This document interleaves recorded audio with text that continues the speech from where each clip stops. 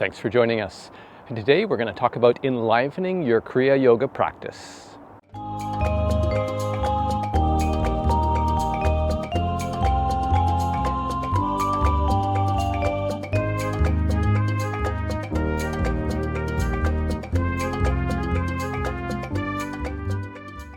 So Kriya Yoga is a very intense spiritual practice involving many parts.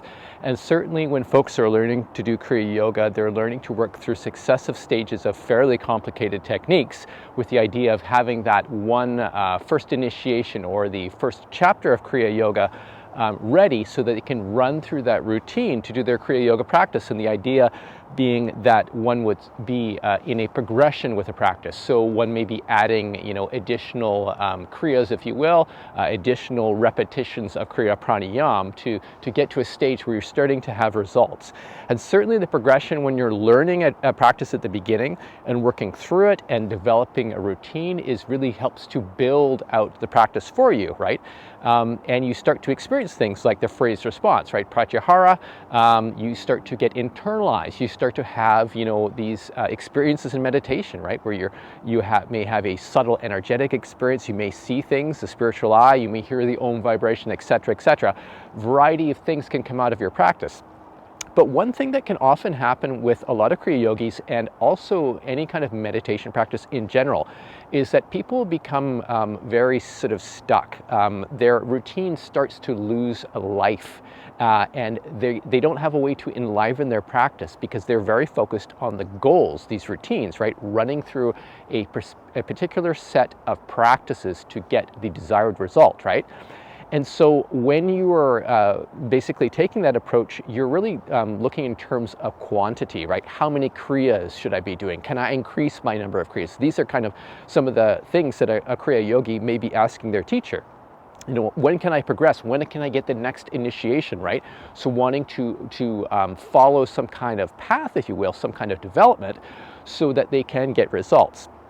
But there's a very important aspect to Kriya Yoga and any kind of meditation practice in general. It's not just about quantity, it's also quality, right? So think of spending time with a friend. You could say, okay, I'm going to schedule, 30 minutes with my friend and then we're going to get through this, that, and the other thing. And then, you sit down with your friend and you're, okay, first item on the agenda is, right? And then your friend will be like, what, right? This is not what I expected. I thought we're going to have like a real, connection, right? And not necessarily worry about time, recognizing that you may need to go off at some point and leave our interaction, but I want to spend quality time with you, right? It's the same thing with your Kriya Yoga practice or any meditation practice, is that you want to have quality time. So what does quality time in your meditation mean, right?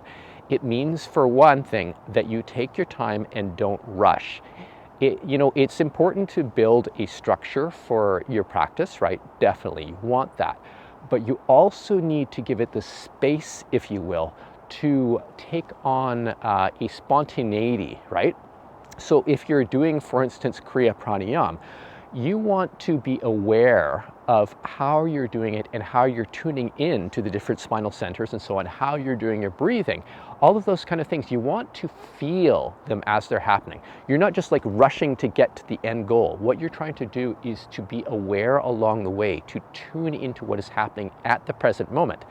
And there are a lot of students who go, well, I do, 108 Kriya and, I work really hard and I don't see the spiritual eye, I don't get internalized, right? And certainly I take that, folks may feel a frustration, right? Because they feel like they're putting in the work, but maybe not getting the result, right? So I would say in a case like that, you want to kind of back off a little bit on the process, right? On your plan, your routine of what you're going to do in this kind of thing, and really get into the present moment of your practice, right? And that's why at Modern Kriya, our website, modernkriya.com, when we are talking to our students and they're saying, how many Kriyas should I do and that kind of thing, we really say to students that, you want to do a bit of the practice, right? And then take an assessment, a neutral assessment of how and if there were any changes. So signs of the freeze response. So hands hot and heavy, a pulsation in the lower lip, tingling up and down your spine, or tingling throughout your body. If you're doing some of your Kriya Yoga practice, are you starting to get a response, a physiological response, the freeze response? That's what you want. First of all, you want to get signs of pratyahara, right? That is a signpost, if you will, that your meditation is moving in the right direction, right? And if you're not getting that, and you're still doing like 108 Kriya and you're not getting it, there's something in the actual quality of the way that you're doing the Kriya pranayama that is not allowing you to transition into pratyahara, right? So you want that quality time with your meditation, right? You know, we get into our routines, but like we need to take an assessment as we're doing them. And it might be, oh yeah, okay, let me check again and see how I feel, right? So you suspend your Kriya pranayama for a time, take a neutral assessment of how you feel. Is there more? Am I feeling more freeze response? I'm being drawn within. Is there any change at all, right? And then you can go back to, you know, your particular practice, right?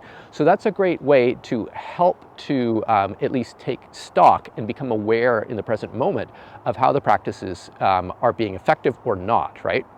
So it's an assessment of quality, if you will.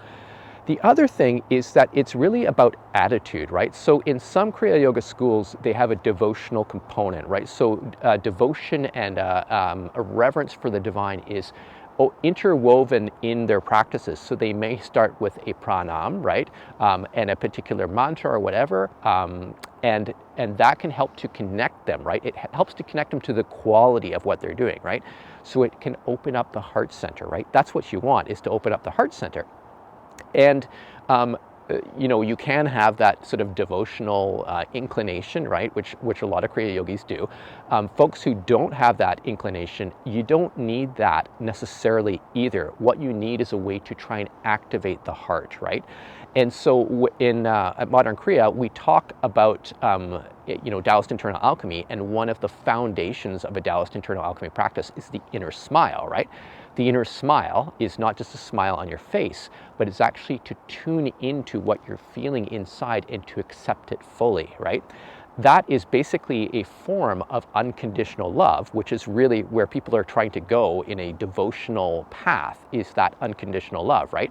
But in this way, it's devoid of a religious connotation. It's just, anyone can do it. You don't need to believe in something. You just need to tune in.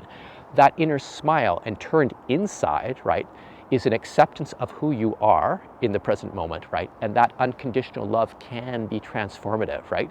And especially when you apply the inner smile as you're doing Kriya Yoga, you will find things starting to open, whereas before, if you're just thinking, I need to do 108 Kriya and I need all this and I need that kind of thing, you will be, okay, that's fine. I'm gonna set my goal to do 108, but I'm going to smile my way to that 108, right? I'm going to get into the inner energetic pathways, into the chakras. I'm going to smile into them as I'm doing my practice, right? Not rushing, but saying, hey, quality time with my meditation, with my chakras, with my internal energetic architecture, right?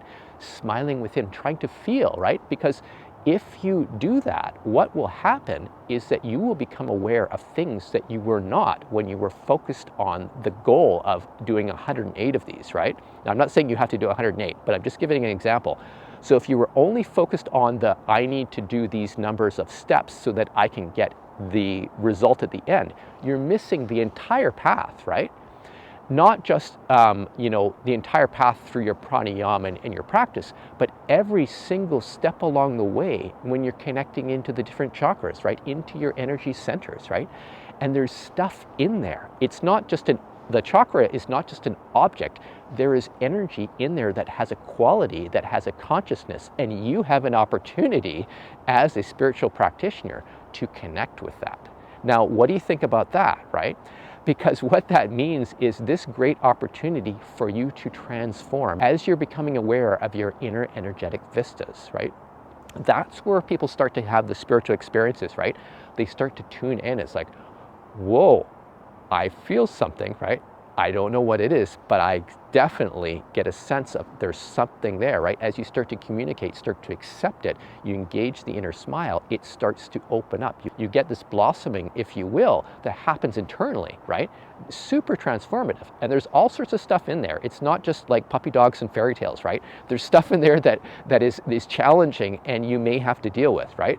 But you know, the fact that we have this method, you know, which was taught by Lahiri Baba, it's very effective for us to become aware of that internal landscape, if you will, right?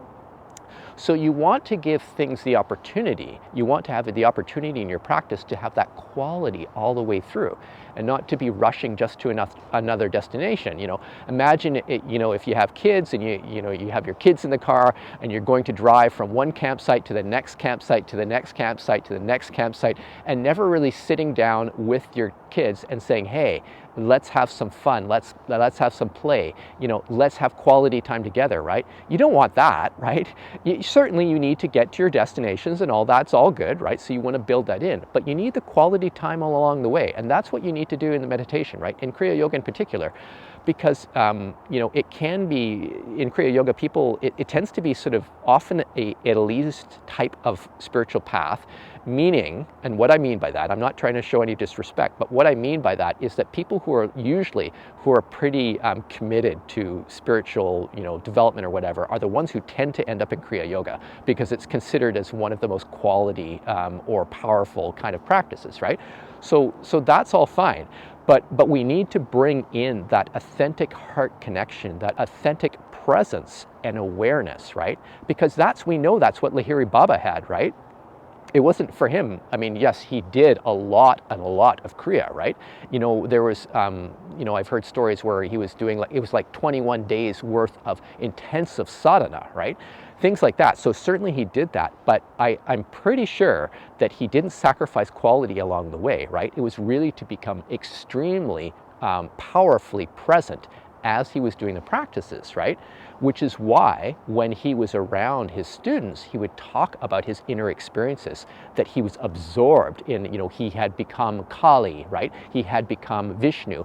All of these things, it was his internal perception, the quality of that from, you know, coming from his practice, but he was present in that, right? So that inner vistas, that inner opening, right? You need a way of doing that. And not a lot of Kriya Yoga schools talk about that necessarily. They kind of give you the technique and say, go at it, right? Which is great, right? Because it's a fairly, the instructions in learning Kriya are fairly complicated, right? When you compare it to other things like just following your breath, right? A typical Buddhist meditation. So it's much more involved than a lot of meditation, other meditation practices. But we need to remember to bring in the quality. We want to enliven our Kriya Yoga practice. And this goes the same for any other spiritual or meditation practices, is we want to enliven it. So if you, you know, if you find yourself, you have plateaued for a variety of reasons, right? Often that can be one of the major ones, is that you're just kind of going through the motions and you're not really having that inner engagement, right? That inner authenticity, that powerful awareness, which then leads to inner transformation and spiritual unfoldment. So if you have any questions about this video, feel free to send me an email at info@modernkriya.com. Also check our website at modernkriya.com and our YouTube channel. So thanks for joining us, and we will see you next time.